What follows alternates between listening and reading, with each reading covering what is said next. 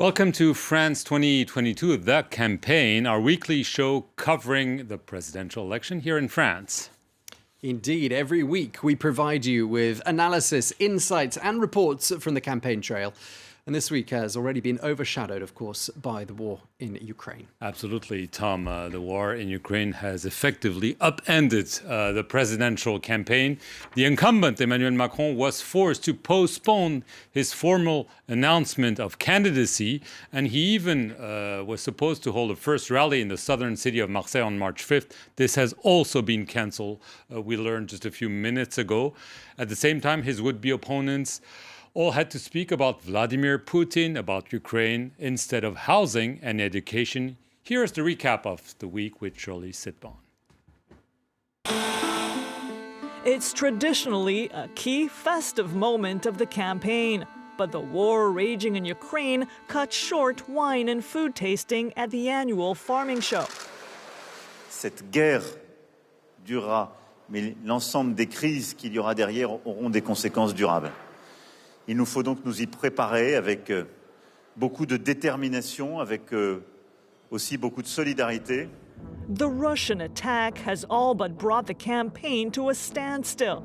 For Nicolas Dupont-Aignan, French media focus on the war as a strategy orchestrated by President Emmanuel Macron. On a eu la peur du Covid, on a la peur de l'Ukraine, et pendant ce temps-là, on anesthésie les Français à la veille d'un scrutin absolument vital pour leur avenir.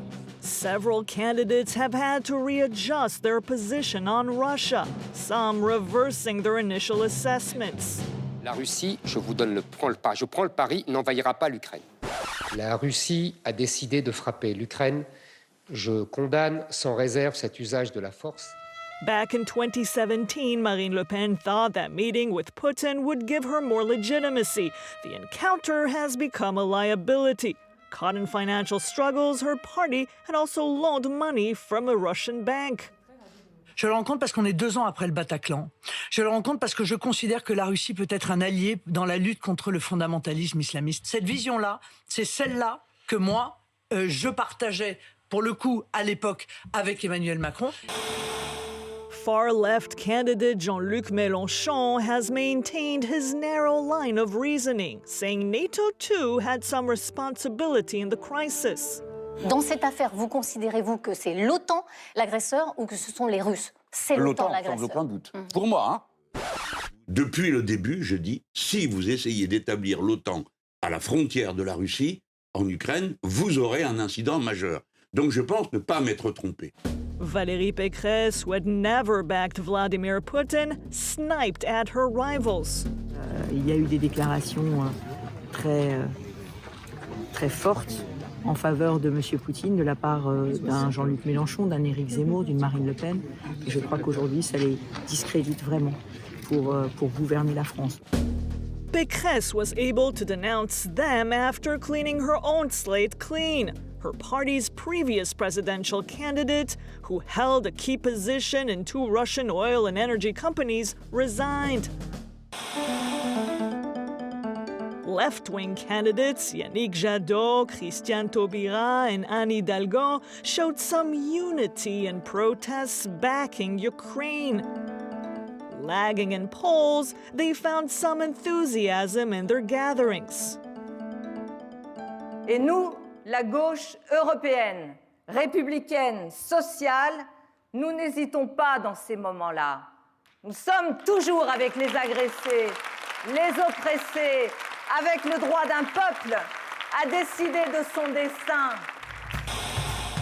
That's all from this week's campaign trail. Until we meet again.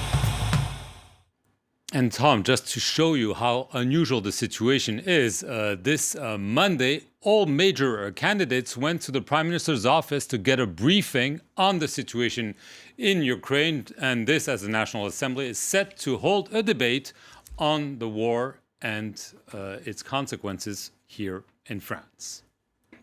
Okay, well, let's take a look at how everyone's doing in the polls. We've got a survey for you from IFOP Fiducial, which was done for Paris Match LCI and Sud Radio. What does it say?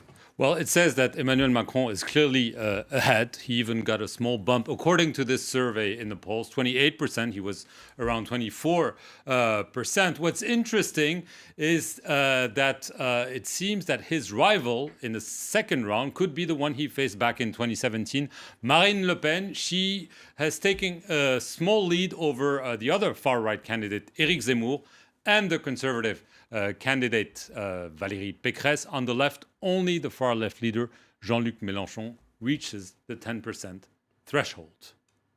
Okay, but some of those top candidates may not be able to run after all. Yes, indeed. One of the conditions to be a candidate is to get the endorsement or sponsorship of 500 elected officials across France. Before the deadline is this coming Friday, March 4th.